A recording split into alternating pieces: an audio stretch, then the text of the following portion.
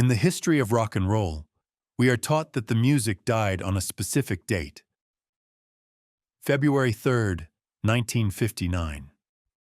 We are taught that when the Beechcraft Bonanza slammed into the frozen cornfield in Iowa, taking Buddy Holly, Ritchie Valens, and the Big Bopper, the era of innocence ended instantly.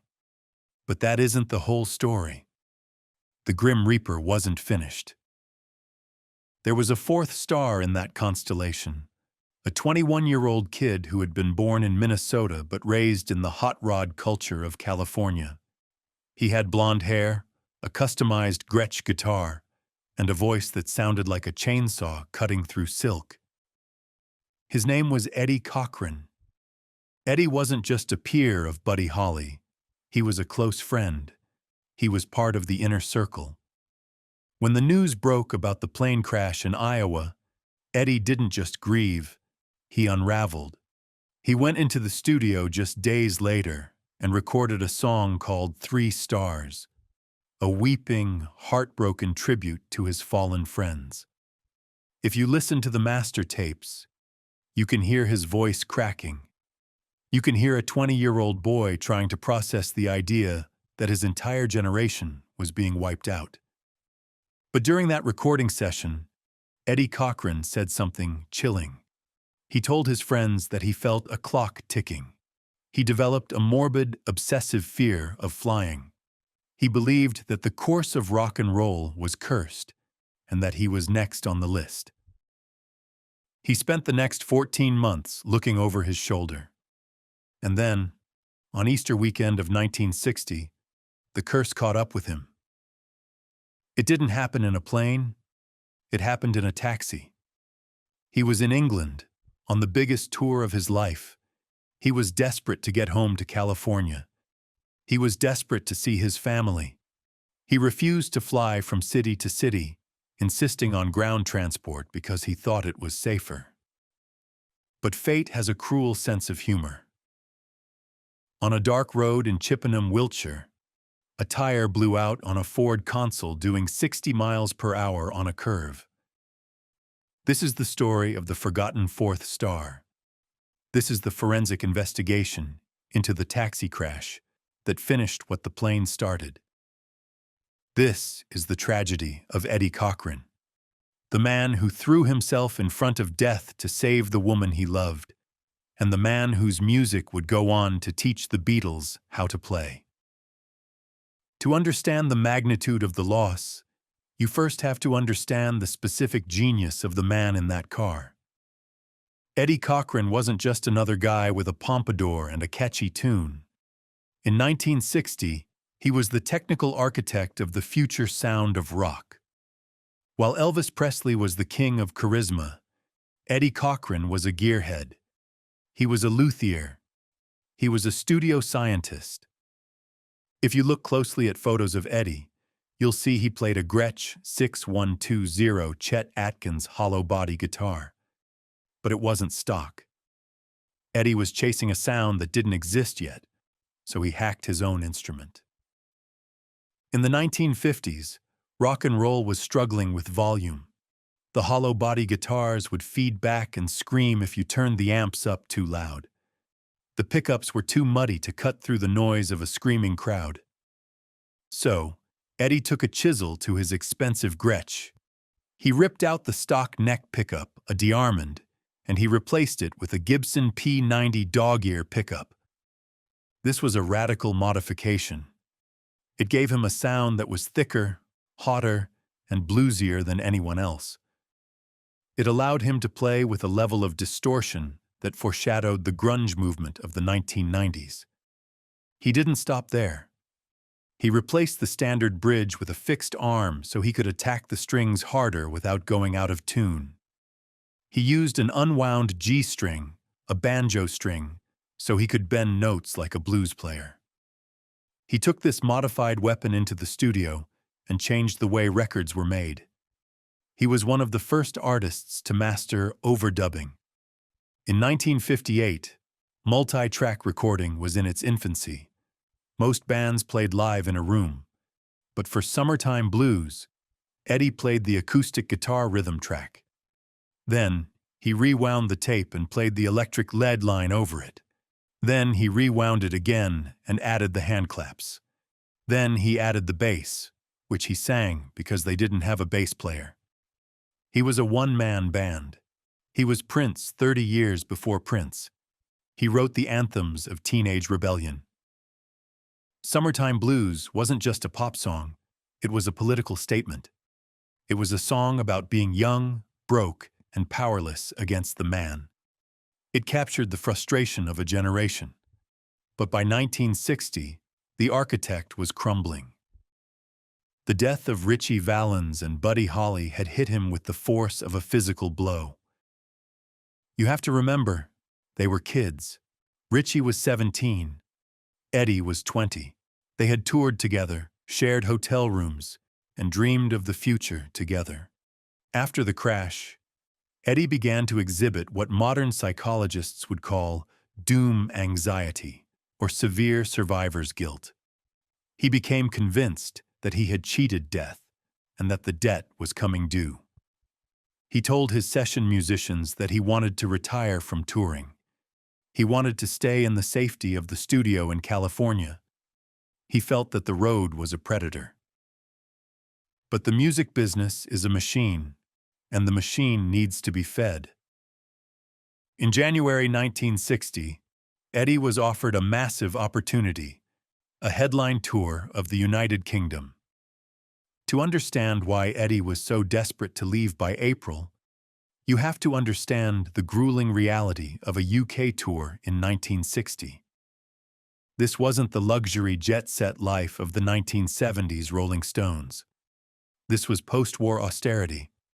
The UK in 1960 was a very different place from the USA. While America was living in Technicolor, with Cadillacs, central heating, and 24-hour diners, Britain was still recovering from World War II. It was gray. It was bomb-scarred. Rationing had only ended a few years prior. The tour schedule was punishing. Eddie Cochran and Gene Vincent were booked to play the Gaumont and Odeon Theater Circuit. These were old, drafty vaudeville halls that smelled of stale beer and damp wool. They played 2 shows a night, 6 nights a week. 6:30 p.m., first show. 8:45 p.m., second show.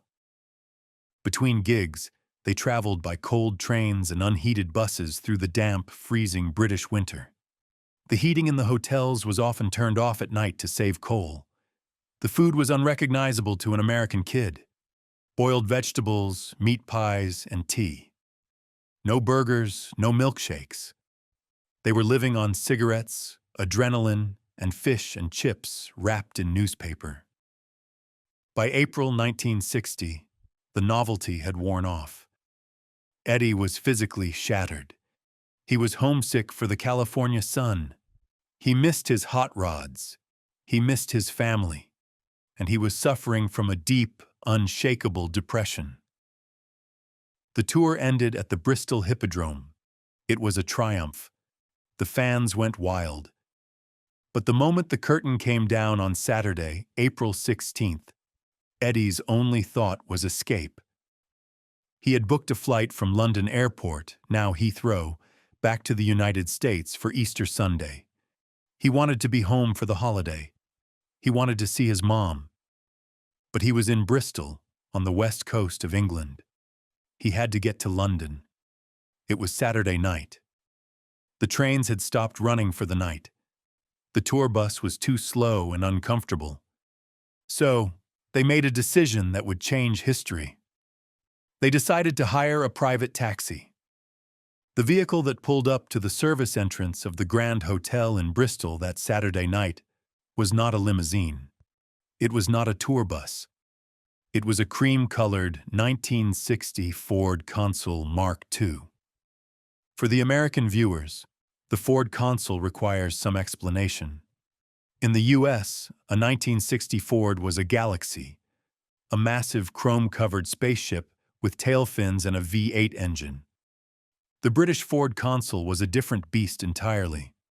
It was the workhorse of the British middle class. It was a solid, heavy, four-cylinder sedan.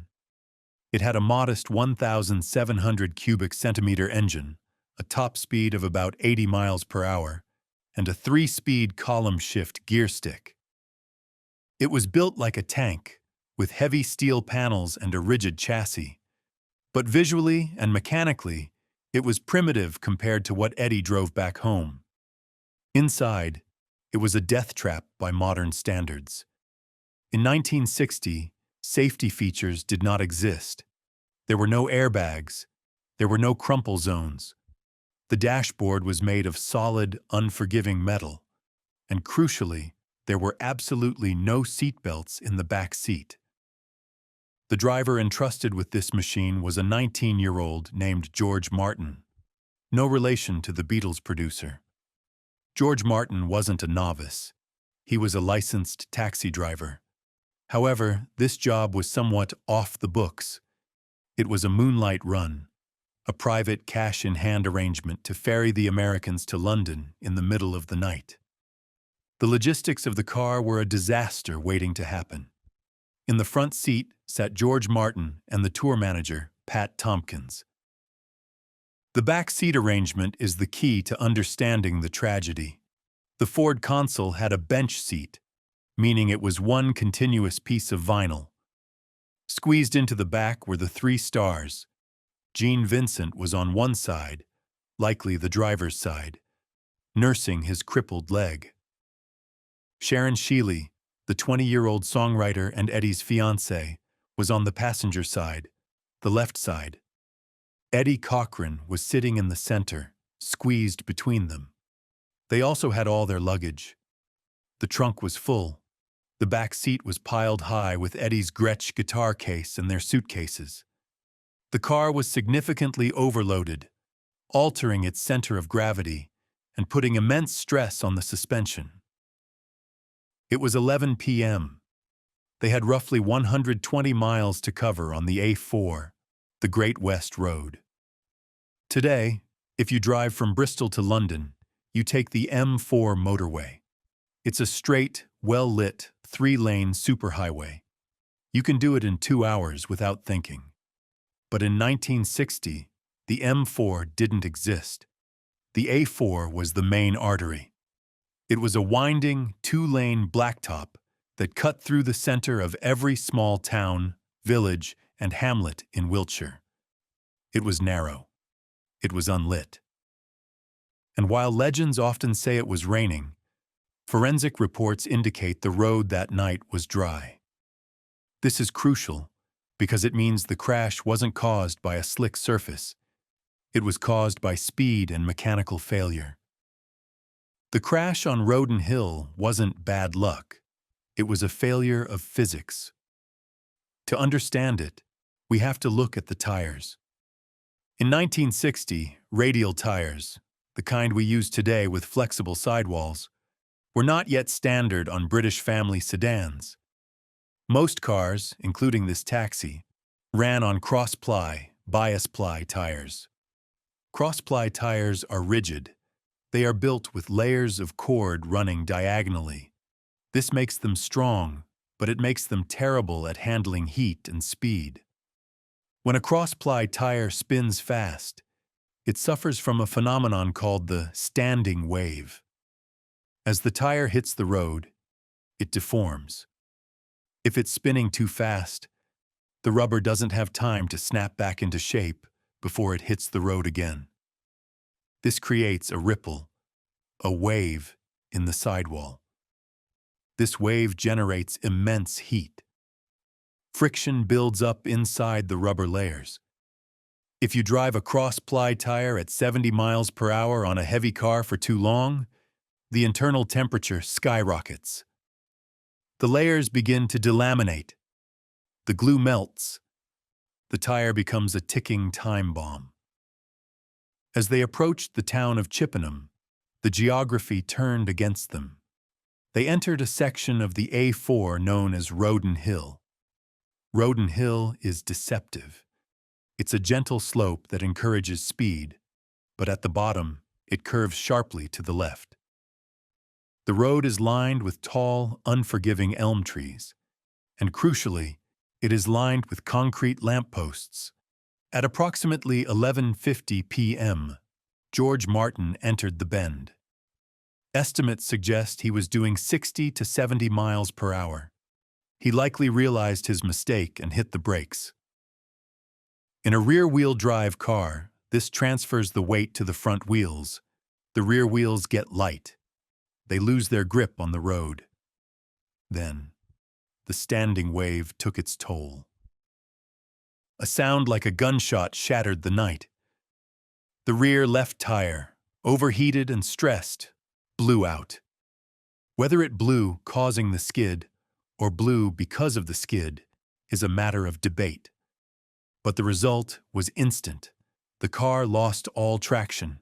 The heavy rear end swung out violently to the right. The Ford console was no longer driving. It was sliding. It spun backward down the asphalt. It missed the trees. It missed the oncoming traffic. But it didn't miss the lamppost. The car slammed backward into a reinforced concrete lamppost on the left side, the passenger side, where Sharon Sheely was sitting. The force of the impact was devastating. The sheet metal of the 1960 Ford folded. The roof collapsed. The rear passenger door was sheared completely off its hinges. In that split second of chaos, Eddie Cochran made a decision that defines his legacy. He felt the car going backward. He was sitting in the center. He realized the impact was coming for Sharon on the left. In a reflex of pure love, Eddie Cochran threw himself across Sharon's body. He lunged to the left, using his own torso to shield her from the crushing metal. He saved her life, but he sacrificed his own. Because Eddie had thrown himself toward the impact zone to cover Sharon, when the door flew open, he was ejected. Eddie Cochran flew out of the open door and landed on his head on the unforgiving pavement of Roden Hill. The scene on Roden Hill was horrific. The silence of the English countryside was broken by the screams of the survivors. Gene Vincent, despite his broken collarbone and ribs, dragged himself out of the wreckage. He crawled to where Eddie lay. He held his friend's head, trying to keep him conscious. A cadet named David Harmon, who would later become a pop star himself with the band Dave D, Dozy, Beaky, Mick, and Tish, was one of the first on the scene. He later recalled the devastation. An ambulance was called by locals. They loaded the injured stars and rushed them to St. Martin's Hospital in Bath. The scene at the hospital was chaos. The staff there were used to dealing with farm accidents and local illnesses, not American rock stars. Sharon Sheely was in agony with a broken pelvis and severe back injuries. Gene Vincent was limping through the hallways, refusing treatment until he knew Eddie was okay. But inside the operating theater, the situation was hopeless. Eddie had suffered a massive brain injury. He never regained consciousness. At 4:10 p.m. on Easter Sunday, the exact day he was supposed to be landing in California to hug his mother, Eddie Cochran died. He was 21 years old. The prophecy he had felt in the studio was fulfilled. The fourth star had fallen. When the ambulance sirens faded, the machinery of the law woke up. The investigation into the death of Eddie Cochran provides a fascinating glimpse into the legal system of 1960s Britain. It reveals just how little a human life was worth on the open road in the mid-20th century. George Martin, the young driver, survived the crash unhurt physically, but he faced the courts. He was charged with dangerous driving. The trial took place at the Bristol Assizes.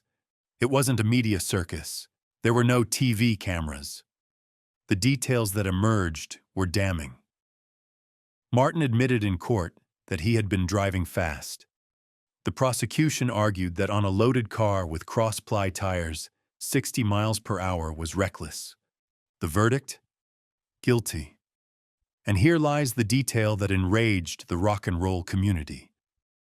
What was the penalty for killing the most promising musician of his generation? George Martin was fined £50.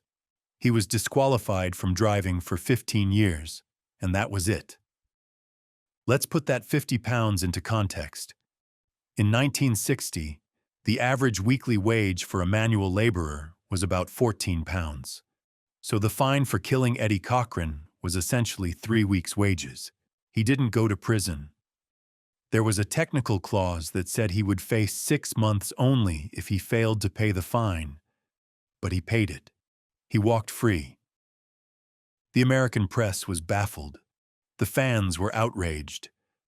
But looking back forensically, this verdict highlights the casual nature of road death in the pre-seatbelt era. In 1960, car crashes weren't seen as crimes.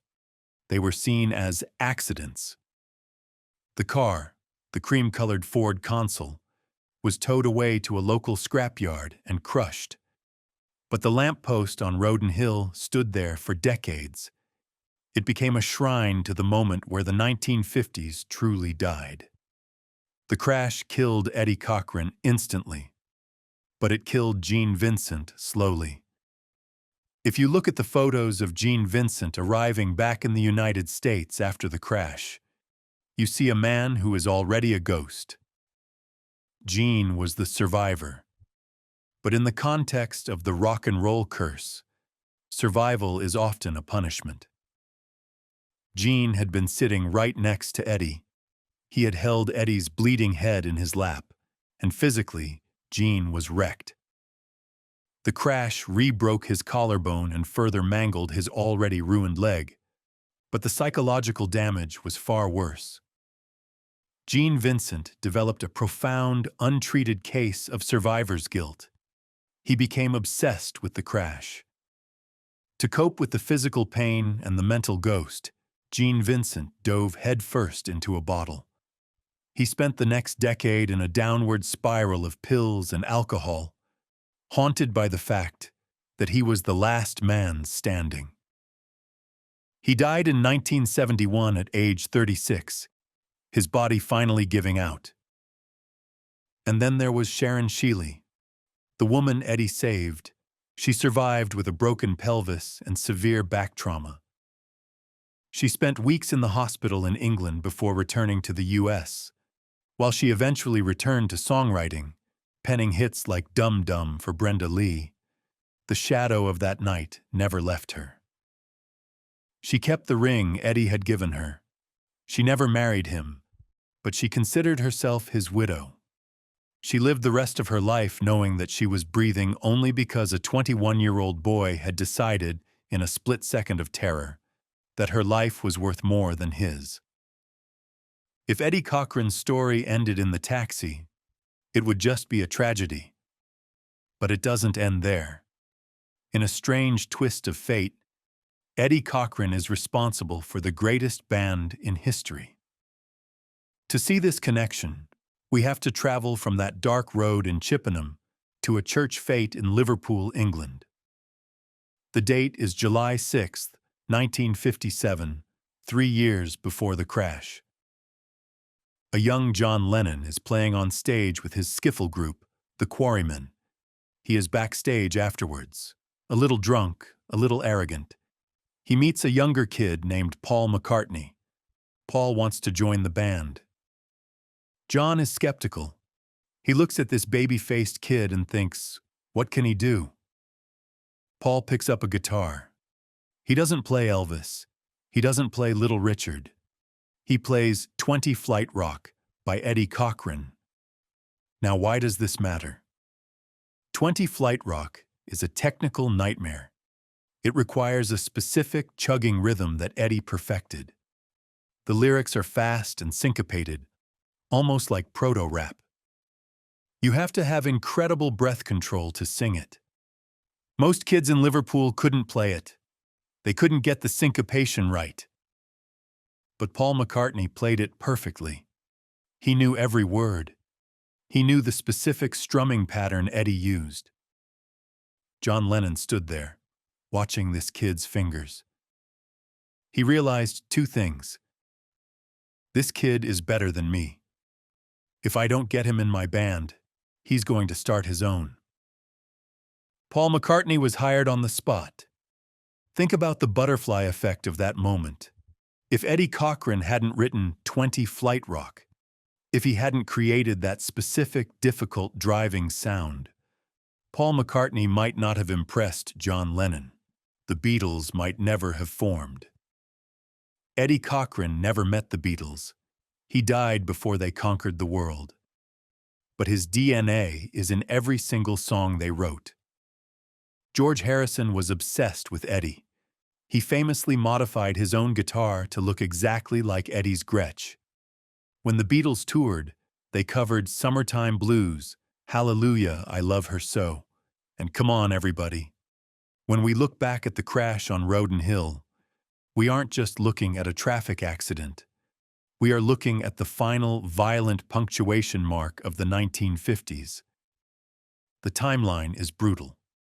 February 1959. Buddy Holly, Ritchie Valens, and the Big Bopper die in a plane crash.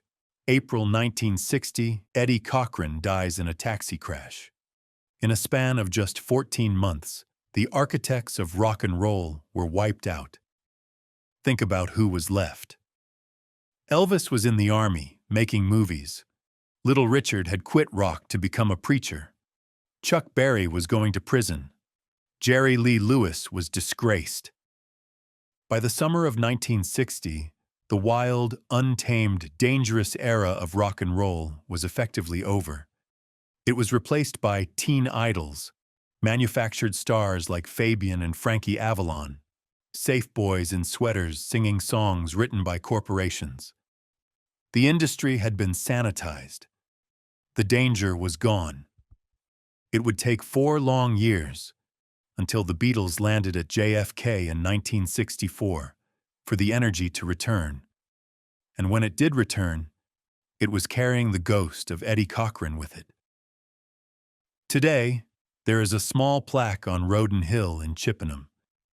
It sits near the spot where the lamppost used to be. It is often covered in flowers and guitar picks left by fans. It marks the spot where a 21-year-old boy made a choice. He chose to save the girl. He chose to face the curse head-on. And in doing so, he cemented his place as the eternal, youthful spirit of rock and roll. He never got old. He never made a bad album. He never sold out. He remains forever young, forever cool, standing on the side of the road in his leather jacket, thumbing a ride to the next gig in the sky. This is the history hiding inside the music, the tragedies that tune the guitars of the future. If you want to keep exploring the brutal truths behind the greatest songs of our lifetime, hit that subscribe button, and the next time you get in a taxi, buckle up.